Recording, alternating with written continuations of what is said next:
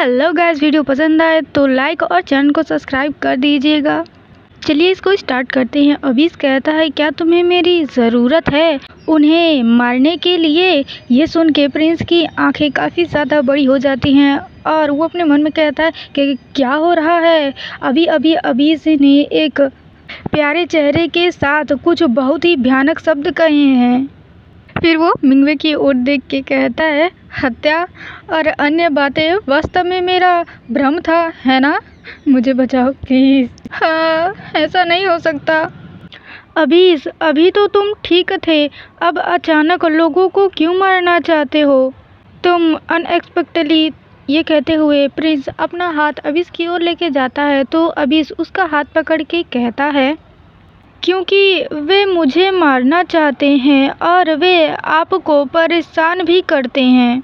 ये कहते हुए अबीस उदासी से प्रिंस के हाथों की ओर देखता है और ये सुन के प्रिंस अपने मन में रोते हुए कहता है, चाहे हम कितने भी गरीब क्यों ना हो, हम शिक्षा के मामले में कंजूसी नहीं कर सकते। ये सब सोचने के बाद वो कहता है, अबीस, यह एरिना सचमुच थोड़ा असामान्य है, लेकिन आपको ये भी जानना चाहिए कि इस जगह के विपरीत हम बाहरी दुनिया में हर मोड़ पर लोगों को नहीं मारते हैं। इसके अलावा आप अभी भी यंग हैं। इन चिंताजनक मामलों को अडल्ट पर छोड़ दो। खुश और प्रसन्न रहना ही वह काम है जो एक बच्चे को करना चाहिए। प्रिंस ये कह ही रहा होता है, तभी अबीस प्रिंस का हाथ लेके अपने मुंह में रखकर काटने लगता है, एक छोटे बच्चे की तरह। ये देख के प्रिंस कहता है, अरे तुम अभी क्या कर रहे हो, मुझे काट क्यों रहे हो? तो अबीस कहता है कि मैं आपके हाथों का स्वाद ले रहा हूँ। ये सुन के तो प्रिंस का दिमाग ही फिर जाता है। वो चिल्लाते हुए कहता है, तुम्हारा दिमाग तो पूरी तरह से खराब हो गया है ना? मैं यहाँ तुम्हें सब कुछ गंभीरता से समझा रहा हूँ और तुम मेरा हाथ खाने पे तुले हुए हो। अबीस, तुम्हारी फिलहाल की विचारधारा बिल्कुल गलत है। हत्या करना कोई आम बात नहीं है। ऐसी स्थिति में जब तुम्हारी जान को खतरा ना हो तो इन सब के बारे में मत सोचो।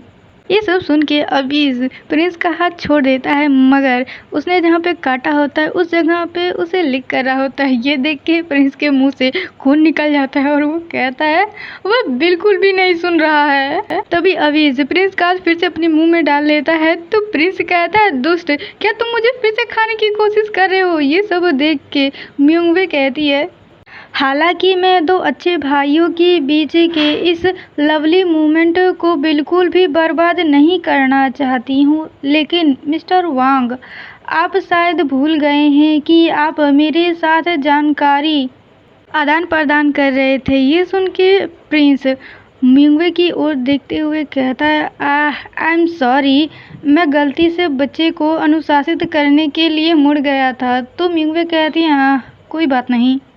फिर प्रिंस एक लंबी सांस छोड़ते हुए कहता है, आपके पहले के एनालिसिस की तुलना में जिस डाइस रोलिंग तकनीक को मैं साझा करना चाहता था वह अब महत्वहीन लग रही है। यह वास्तव में बहुत ही ज़्यादा आसान है।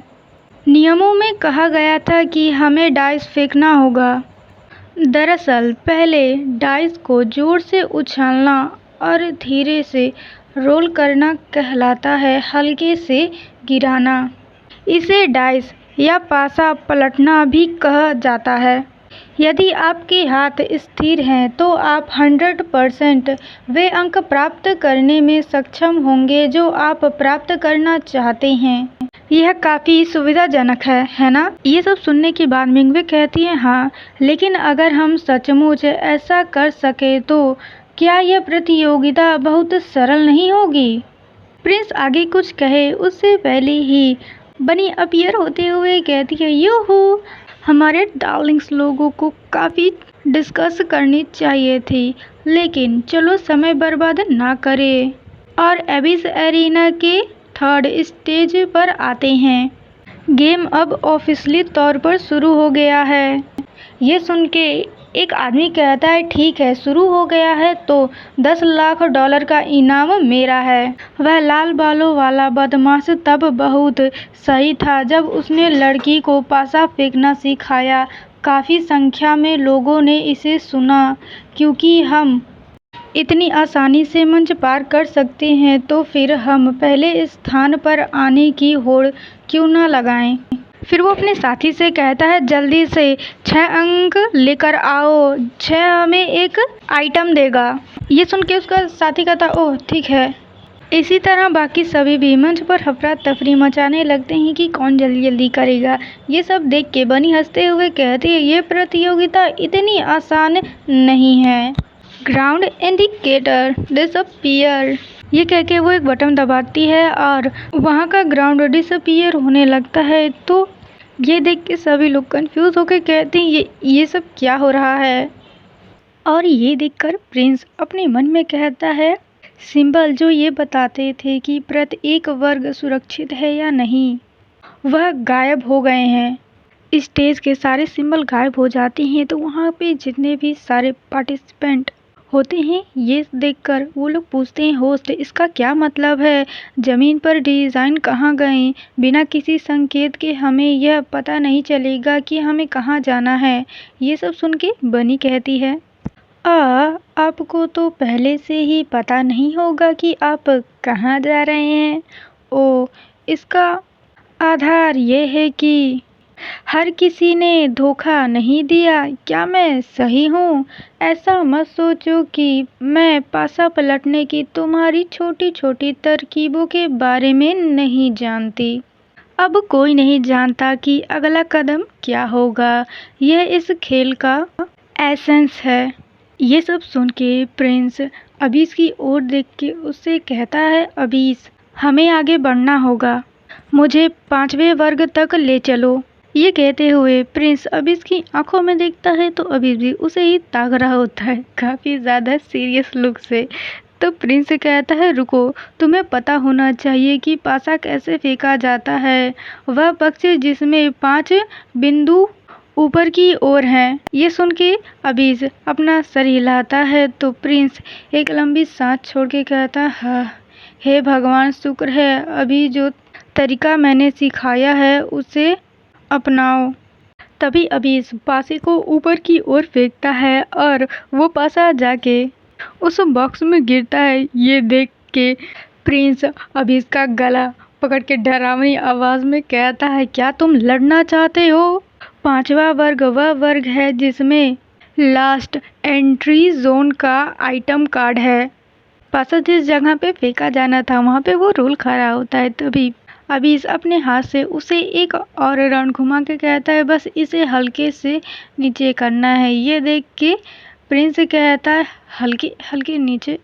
और अबीस ने जो प्रिंस को 5 अंक चाहिए होते हैं वो ले आता है। तभी प्रिंस वहाँ से तुरंत ही जूम करके मूव होने लगता है।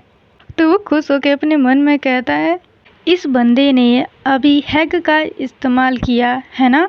लीड रोल का सुपर पावर। अबीस का अपने शरीर पर नियंत्रण कितना अच्छा है। वह इस तरह की दिल थाम देने वाली विधि का उपयोग करके रोल करने और वह अंक प्राप्त करने में सक्षम है जो वह चाहता है। तभी प्रिंस के सामने एक कार्ड अपीयर होता है। उस कार्ड का इंफॉर्मेशन दिया जाता है कि कार्ड को न्यूट्रलाइज करें। उपयोग के बाद यह एरिना में किसी भी व्यक्ति के लिए पनिश या ट्रैप को न्यूट्रलाइज कर सकता है। ये सब पढ़ते हुए वो अपना पासा फेंकता है तो उसका आता है अंक 6 और अबीस उससे एक वर्ग आगे चला जाता है। तभी बनी कहती है, जिन डार्लिंग्स ने अभी तक प्रवेश नहीं किया है प्लीज यथाशीघ्र प्रवेश करें। 10 सेकंड में जो डार्लिंग्स अभी तक खेल में शामिल नहीं हुए हैं उन्हें दंडित किया जाएगा। ये सुन के कुंगजी कहता है, डैमेट म्यूंगवे, हमें जाना होगा, यदि नहीं तो हमें दंडित किया जाएगा। अरे हमें कितने अंक चाहिए होंगे? ये सब कहते हुए वो काफ़ी ज़्यादा पैनिक करते हुए म्यूंगवे का नाम लेके उससे कहता है, चलो चलें, हम पहले 2 बार एक दूसरे के लिए 6 अंक लेकर आएंगे। ये सुन के म्यूंगवे कहती है, फिर मुझे कुछ समय तक निरीक्षण करना होगा, उसके बाद ही मैं आपको बता पाऊंगी कि हमें आगे क्या करना होगा। ये कहने के बाद वो अपना पासा फेंकती है और क्विंसी आगे जाते हुए कहता है, आप बहुत भरोसेमंद हैं। क्या आपकी याददाश्त इतनी ज़्यादा अच्छी है? क्या आप उन संकेतों को याद रख सकते हैं जो पहले ज़मीन पर थे? ये सब सुनते हुए मिंगवे प्रिंस और अबीस की ओर ध्यान से देख रही होती है। फिर वो क्विंसी से कहती है, मैं इसका केवल एक हिस्सा ही याद रख सकती हूँ। ये सुन के क्विंसी कहता है, वाओ, ये तो वाकई बहुत प्रतिभाशाली है। पर मिंगवे कहती है, लेकिन एक व्यक्ति, और इधर प्रिंस अभी से कह रहा होता है, पासा पलटने के लिए इतना खतरनाक तरीका इस्तेमाल करना बंद करो, डर से मेरा दिल धड़कना बंद होने वाला है। तभी पीछे मिंगवे कहती है, ऐसा लगता है कि मुझे सब कुछ याद है। और इधर प्रिंस अबीस को देख के कहता है, सीरियसली?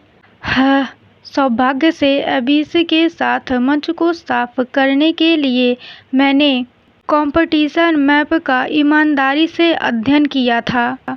तो हालांकि अभी ज़मीन पर कुछ भी नहीं है, मैं अपनी मेमोरी से इसके मूल स्वरूपों को याद कर सकता हूँ। मुझे वास्तव में उम्मीद नहीं थी कि मेरी यह लैमेटेबल एडिटिक मेमोरी वास्तव में मंच पार करने के लिए मेरा शॉर्टकट बन जाएगी। अभी तो सब कुछ बहुत अच्छा चल रहा है। बनी वास्तव में हमें बहुत अधिक देर तक प्रवेश में देरी नहीं करने दे रहा है। भीड़ में घुलना मिलना और यथासंभव अधिक से अधिक लाइफ सेविंग कार्ड प्राप्त करना ही सही रास्ता है। मैं सभी पार्टिसिपेंट से विनती करता हूँ कि वे मंच खाली करने पर ध्यान केंद्रित करें। प्लीज़ अपना ध्यान अबीस पर ना लगाएं।